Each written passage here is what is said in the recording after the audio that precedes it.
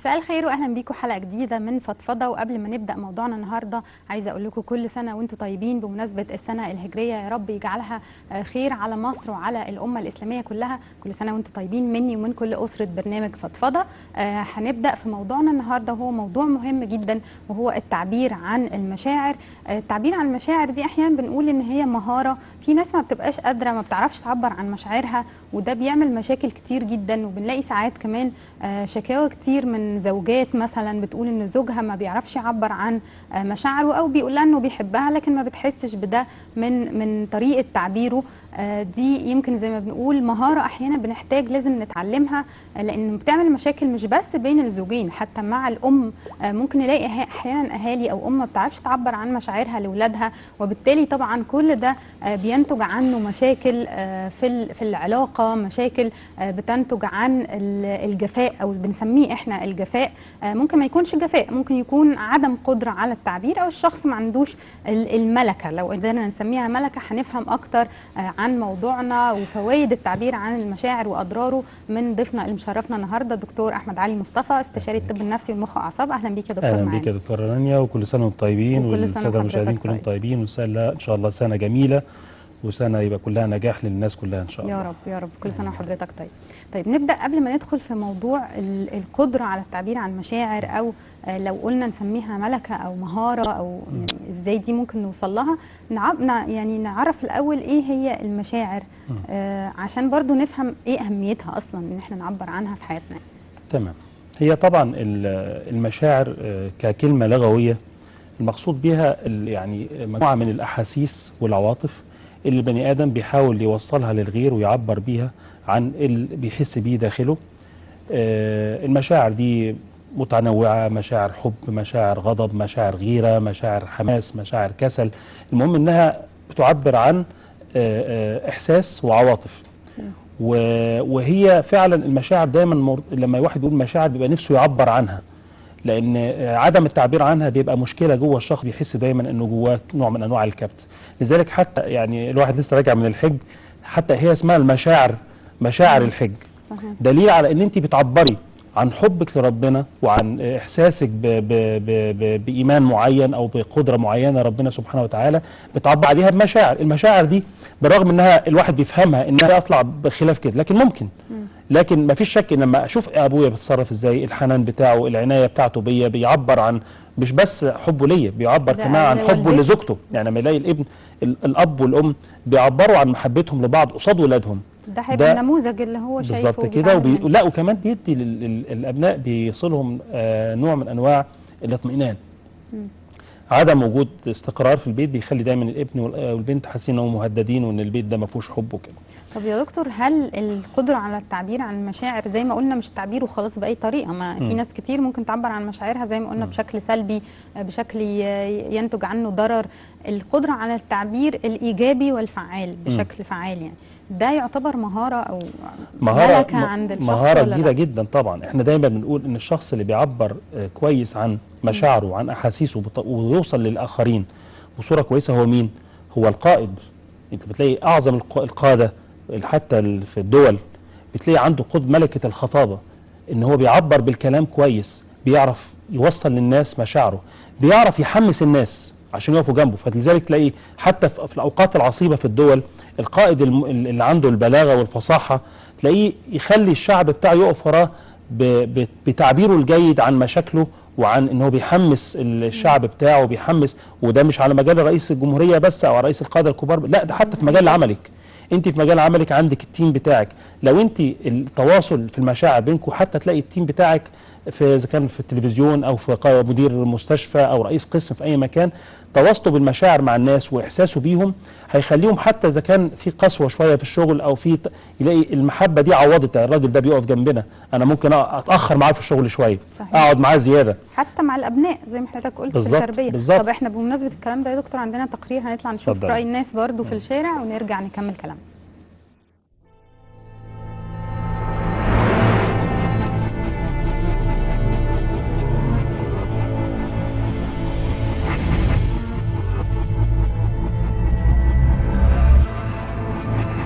لا انا للاسف بخيل شويه في مشاعري. هو انا ممكن، هو انا جدع يعني الحمد لله بيقولوا عليا جدع، انا بخدم اي حد، ممكن احب اخدم اي حد حتى في الشارع ما اعرفوش. لكن لا، تعبير عن مشاعري للاسف انا بالموضوع ده عندي فيه مشكله. بحاول برضو ان انا اكبت نفسي، لان انا اصل صعيدي يعني، فعيب قوي ان الواحد يحب او حتى يبكي قدام غريمه او قدام حد، يعني لان كل الناس يعني ثقافتها مختلفه. ربنا سبحانه وتعالى صحيح احنا كلنا من بني ادم لكن مختلفين. لا انا مشكلتي لو انا مش كره، لو مشكلتي لو انا زعلان من حد بحسسه ان انا زعلان منه، بس ما اقدرش احسسه قوي. بس لما بحب حد بجد يعني بعرفه ان انا بحبه. وش طبعا بقول له وش، يعني لو انا يعني ما بحبش حد بقول له انا ما بحبكش في وش، ولو بحبه برضه بقول له انا بحبك في وش. انا شخصيا لو حبيت حد بيبين عليا ان انا بحبه من اسلوبي معاه او تعاملي معاه. بكره حد دي بقى عيب. انا بقى لو بكره حد لا لا لا انا بقول لو بكرهه ما بقولش، بس بيبان عليا ان انا بكرهك. لا هو غالبيه الناس يعني بيبقوا متحفظين في مشاعرها يعني فلا انا مش متحفظ بصراحه. يعني انا لما بيبقى في مشاعر بقول يعني ما احبش اخبيها. لا بنسى بسرعه، بتناسى يعني، او بنسى وبتناسى عشان انا ههري يعني الزعل او الحزن مش هيجيب نتيجه فبركنه. بتصرف ازاي؟ بقعد مع نفسي، ما اقدرش اعمل اكتر من كده. بختار ان ابعد عنه. يعني هو لو صدمني في مشاعري او طبعا بتاثر، يعني بتاثر فتره ما. هو في علم النفس قالوا ان هم 6 شهور بعد كده بترجع طبيعي عادي لو بعدت عن شخص بتحبه جدا يعني. فانا بطبقت النظريه دي، لان اي شخص بتصدم فيه طبعا بزعل شويه فتره مش قليله وبعد كده بتجنبه. يعني انا حصل لي الموقف ده، يعني حسيت في الاول اللي هو هي مش متجاوبه معايا، او الشخص ده مش ايه، انا حاسس بقى اللي هي خلاص ايه يعني مش قبلاك وبتاع بقى يعني بيبقى فيها لحظه بتبقى الواحد فيها بيبقى زعلان قوي، بيبقى ده طبيعي ان انت متاثر لان انت الانسان ده فعلا حبيته بجد او بتاع، بس انت اكتشفت اللي هو من طرف واحد بس، فاهمني؟ فبتزعل بس بعدها بتنسحب تدريجيا، بس بيبقى فيها اثار، بيبقى لها اثار حزن عليك بتاع، وفي بتنسحب وفي الاخر اكتشفت في الاخر خالص ان الانسان ده بيحبني، بس ما كانش عنده جرأة اللي هو يقول. والله انا اللي بيصدمني في مشاعري بحاول ما اعرفوش تاني يعني، لان هو ما يستاهلش ان انا احبه او ان انا اكن له مشاعر جوايا كويسه يعني. بس فانا بحاول ان انا بصراحه بتجنب اي حد بيصدمني في مشاعري.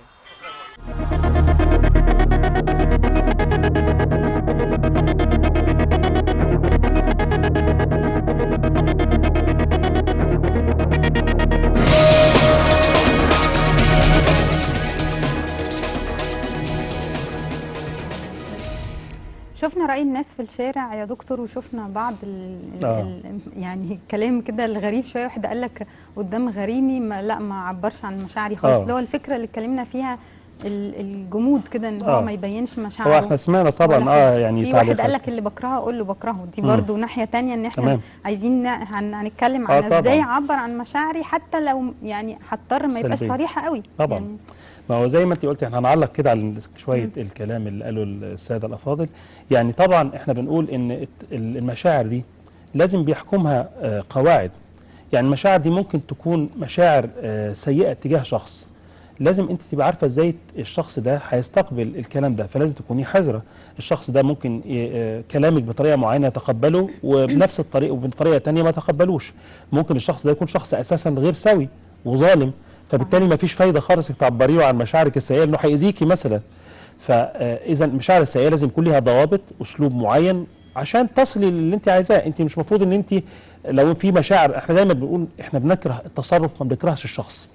يعني لو شخص ما عمل تصرف ما ضايقك او ضايقك، لازم انت توصلي له ان انت بتحبيه الاول، وانا بس بنتقد تصرفك. ودايما احنا بنقول ان عشان النصيحه تقبل، ده كلام برضو عام نحب نقوله، لو انت عايز شخص ما يقبل نصيحتك بسهوله، الاول امدحه، يعني بين له انك بتحبه وقول له النقد بتاعك، وفي الاخر برضه امدحه حتى ابقى اكتسبته انه يسمعني. لكن اول ما هبدا بالنقد هقطع على طول التواصل. اذا احنا بنقول دايما النقد يكون بين حاجتين، يعني مديح في الاول ومديح في الاخر كمان، او يعني ثناء في الاول. انا بقول له شخص انا والله في تصرف معين انت عملته غلط، فيجب الاول قبل ما اقول له ايه هو اقول له خد بالك انا بحبك وانت غالي عليا وانا كذا كذا كذا، وبعدين اقول له وبعدين ارجع تاني امدح فيه برضه في الاخر. اذا انا حطيت النقد بين غلافين جمال. زي ما قلنا دي مشاعر سيئه لازم يكون ليها ضابط. وبعدين حتى المشاعر الجميله كمان يا دكتوره رانيا مش دايما الواحد يقدر يقولها. يعني مشاعر جميله تجاه شخص بس مش مناسب انك تقول. شخص معجب بانسان ما او بانسانه ما بس مش مناسب يا ست متجوزه ظروفها لا تسمح، ظروفك انت لا تسمح. اذا مش دايما المشاعر حتى المشاعر الجميله مش دايما بيبقى الواحد عنده القدره انه يقولها. اذا في الحالتين سواء كانت مشاعر سيئه او مشاعر جميله يجب انها تكون مشاعر ليها ضوابط معينه. طب يا دكتور من ضمن الضوابط دي انه العكس بقى، هل انه التعبير عن المشاعر بزياده قوي دي برضو طبعا حاجه ممكن تبقى سلبيه ولا بالظبط كده؟ ده انا كنت عايز اقول لك عليه برضو. زي ما قلنا ان في فرق بين وضحنا ان في فرق بين الحنان والدلع او الدلال، لكن فعلا التعبير الزائد عن الحد عن المشاعر او المبالغه في انك تبين لشخص او الانسان او الانسانه انك بتحبها او بتكرهها ده ضرر كبير جدا. ضرره اولا ان الشخص ده اولا انت بتحط نفسك في اطار ان الشخص ده مهم زياده عن اللزوم بالنسبه لك، او ان الشخص ده لو حصل له حاجه يبقى انت حياتك دمرت. لا، انت لازم تحطه في اطاره الحقيقي عشان انت نفسيا لمصلحتك ما تاذيش. لازم يبقى عندك القدره انك تبقى عارف ان انت كل حاجه ليها حدود، مفيش حاجه مفتوحه كده، مفيش حاجه زي انا بحب الشخص ده لاخر مدى ولو مات هيحصل له حاجه او لو سابني انا هيحصل لي حاجه او كده. وبرضه لمصلحه الشخص الثاني، لان الشخص الثاني انت ما تعرفش هيستقبل كلامك ده ازاي. لو بالغت زياده عن اللزوم ممكن هو يفهمه غلط او ممكن يديك اهميه فوق ما تستحقها، وممكن هو يكون رد فعله انه مثلا يكون بقى لو انت بقى مشيت يبقى انت شخص سيء وتخليت عنه والكلام ده كله. ففعلا المبالغه خطا. برضه من ضمن الكلام اللي احنا سمعناه ان الاشخاص اللي بيقولوا انا ما احبش عيني تدمع او اعيط او اعبر عن مشاعري قصاد حد، لا ابدا.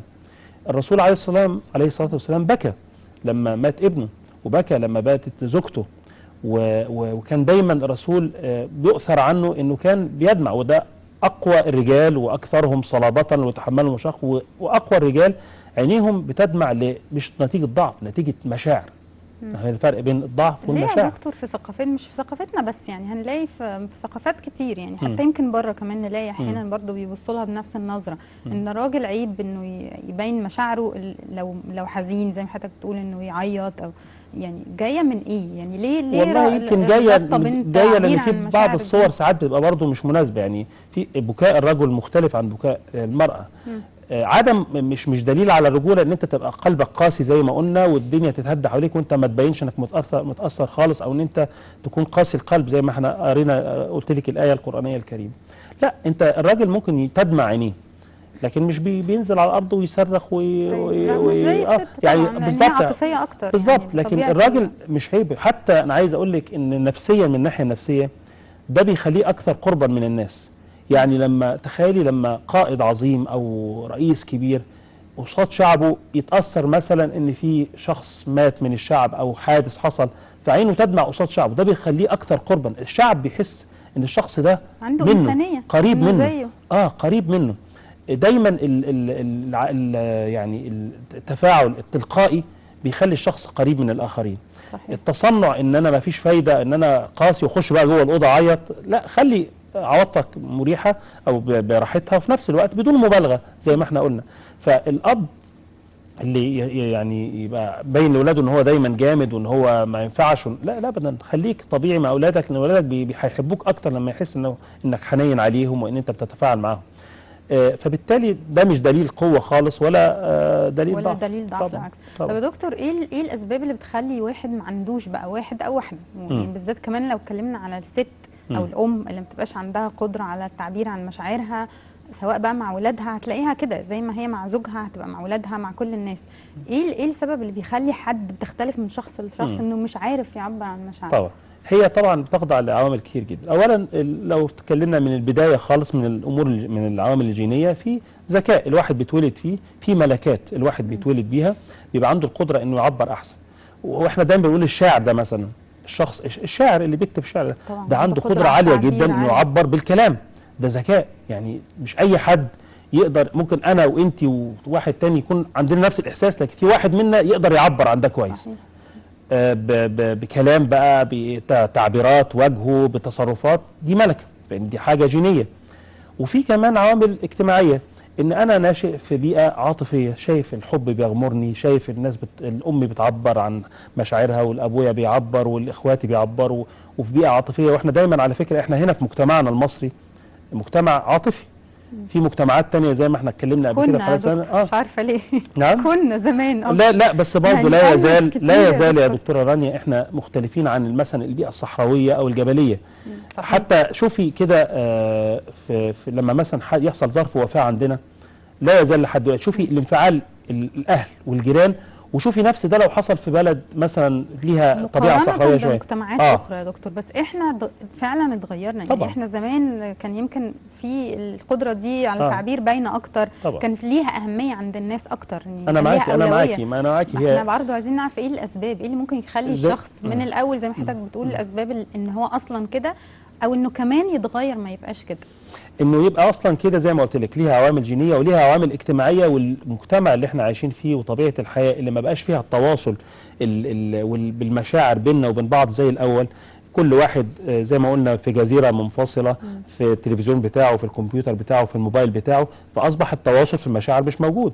انا مش قاعد دايما بشوف فلان ده مشكلته ايه وده فلان مشكلته ايه وبسمع ده، لا ده انا قاعد دايما مشغول بنفسي انا، وانا عايز اعمل ايه وعايز ارضي نفسي ازاي، بس اشوف الحاجه الفلانيه على الكمبيوتر او العب اللعبه الفلانيه. التواصل الاجتماعي اللي هم بقوا سموه تواصل اجتماعي هو كله كمبيوترايزد، يعني على الكمبيوتر. بالظبط كده، تواصل الكتروني مش اجتماعي خالص. احنا قلنا ان التواصل الالكتروني ده خلى الشخص البعيد منك قريب، والشخص القريب منك بعيد.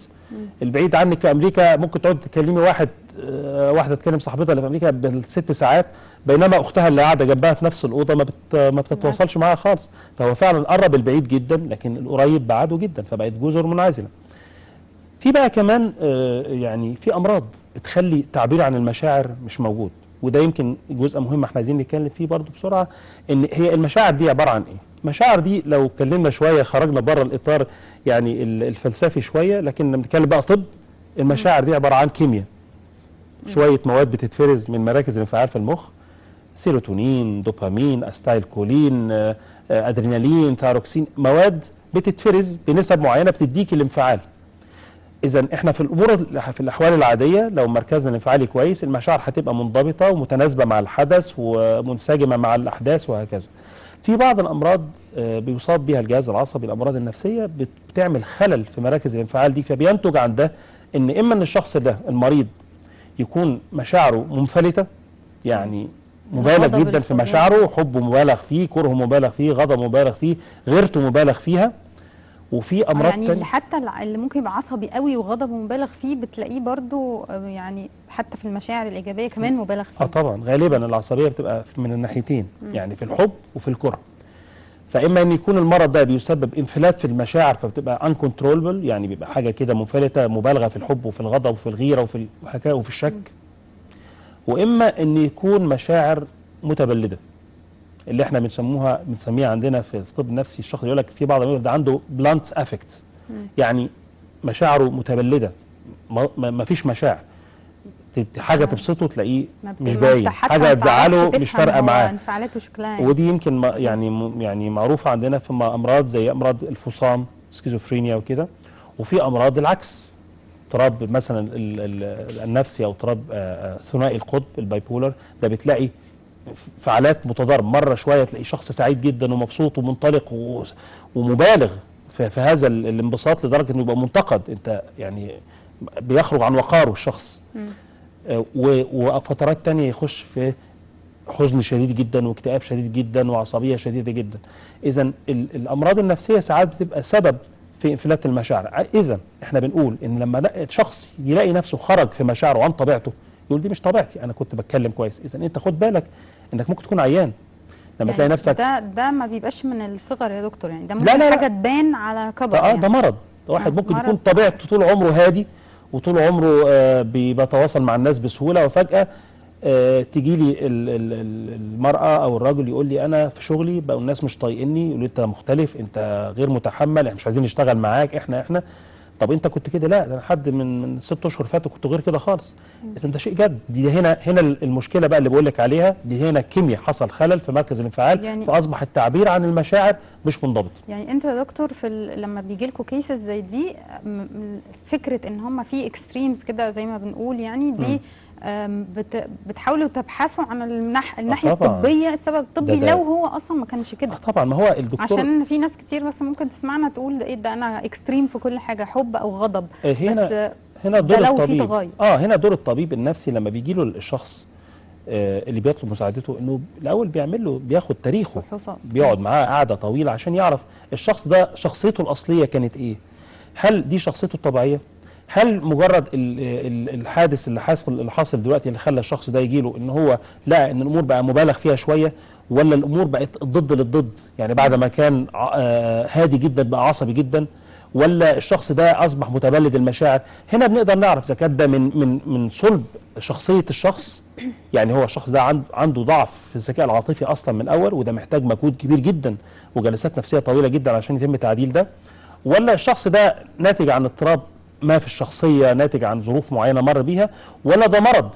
يعني مش لازم يكون التغير في المشاعر اللي ممكن تبقى على شكل عصبيه او حزن او زعل ناتج ان الشخص ده تعرض لمشكله ما، وده مفهوم لازم نحب نرسخه يعني دايما. احنا بتجربه غيرت في مش شرط خالص، بس دي ممكن تستمر معايا ممكن دكتور ولا؟ ممكن يحصل ده في بعض الاحيان، لكن المفهوم اللي انا بحب دايما اوضحه في كلامي مع الناس، ان المرض النفسي اضطراب في المشاعر، التغير في المشاعر، التغير في ردود الافعال، لما بيحصل لازم الدكتور يبحثه مع الشخص، لانه مش بالضروره يكون ناتج عن مشكله. الشخص عندنا مفهوم ان الشخص المكتئب مكتئب لان في حاجه وحشه حصلت، ده مش صحيح بالمره. ممكن واحد في حياته زي الفل وكويس جدا في شغله ويصاب بالاكتئاب برضه. مرض زي اي مرض، مرض يعني. زي اي مرض، لازم الناس تبقى فاهمه ده، ان ده مرض، وبينتج دايما الامراض النفسيه اكتر امراض بينتج عنها اضطراب في المشاعر وفي قدره على التعبير. طبعا في مرض تاني مشهور جدا، مثلا احب نقرب للناس الكلام، مثلا مرض الغده الدرقيه، ده مرض بيصيب الغده، لكن بينتج عنه ايه؟ ان الشخص ده بيبقى عصبي جدا، متوتر جدا، انفعالاته حاده جدا، يزعل الناس كلها منه. طب دكتور، لان انا قدامي 3 دقايق وحضرتك كنت قلت لنا في نصايح بقى كده، بعض النصايح اللي عايزين نقولها للناس في حته قدرتهم على التعبير. يعني انا هنصح يعني نصايح بسيطه كده، هو احب ان نبقى دايما فاكرينها. اولا النصيحه الاولى، ان حاول دايما تعبر عن مشاعرك وما تخليهاش مكبوته جواك، لان كبت المشاعر داخل البني ادم بينتج عنه بعض الامراض النفسيه، وبينتج عنه اعراض جسديه، ضربات قلب سريعه، عصبيه، رعشه، تنميل، خوف. فحاول كل ما تقدر تخرج مشاعرك، ويا ريت ده اول باول، يعني ما يبقاش كابت مشاعرك وتخرجها مره واحده، بإضافة صعبه.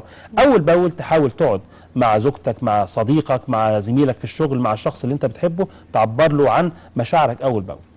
تاني حاجه، وانت بتعبر مشاعرك وعن مشاعرك خليك حذر. مشاعرك دي برضو انت بتعبر عنها لازم تكون حذر، لا انت ما تبالغش في مشاعرك قوي، اديها حجمها لا بالنقصان ولا بالزياده، لمصلحتك ولمصلحه الطرف الاخر زي ما وضحنا. لا انت بتدي الموضوع اكبر من حجمه فتتها لك، يعني واحد بيحب واحد يقول لك انا ده حياتي كلها ولا يمكن اعيش من غير، طب هيموت في الاخر، تموت انت بقى؟ لا، ادي كل شيء وضعه، لان ربنا سبحانه وتعالى ما خلقش بني ادم حياته مرتبطه بحياه بني ادم تاني، والرسول عليه الصلاه والسلام مات، ما حدش سمعناش ان حد انتحر بعد ما مات ولا حاجه. حاجه الثانيه برضو لمصلحتك ولمصلحه الاخرين، ما تاذيش حد في مشاعره، لازم انت كمان تحس بيه. اذا كنت عايز حد يفهمك فانت لازم يكون عندك القدره، طب انا قبل ما اقول له انا حاسس ناحيته بايه، لازم افكر هو كمان حاسس ناحيتي بايه، ممكن هو اللي عمله ده نتيجه سوء تصرف مني. يبقى في لباقه كمان في التعبير. أيوة. اذا التعبير، الحذر في التعبير، لانك ممكن تحط مشاعرك في مكان مش مظبوط. الحاجه الثانيه عدم المبالغه في التعبير، ونفتكر حديث الرسول عليه الصلاه والسلام دايما برضو ما معناه، اللي بيقول احبب من احببت هونا ما، بالراحه، عسى ان يكون بغيضك يوما ما، وابغض من ابغضت هونا ما، عسى ان يكون حبيبك يوما ما. المشاعر بتتغير، خليك معتدل وما تكونش مبالغ في مشاعرك. اوكي، ده احسن ختام يا دكتور. النصايح دي بنتمنى ان الناس تعرف يعني تتحكم شويه اذا عندها مشاعر عاليه بزياده، وان دي ليها نتائج، هو مش مجرد ان انا بعبر عن مشاعري وخلاص. يعني ياخدوا بنصايح حضرتك بنتمناها. انا بشكر حضرتك جدا وكل سنه وانت طيب. بشكر الدكتور احمد علي مصطفى، استشاري الطب النفسي ومخ الاعصاب. شكرا لك يا دكتور. وبشكر كل مشاهدينا، والى لقاء اخر وحلقه جديده من فضفضه. ومره ثانيه بقول لكم كل سنه وانتم طيبين، ويا رب يعودوا على الامه الاسلاميه بالخير يا رب، لمصر وكل الامه الاسلاميه. شكرا لكم، الى لقاء اخر من فضفضه.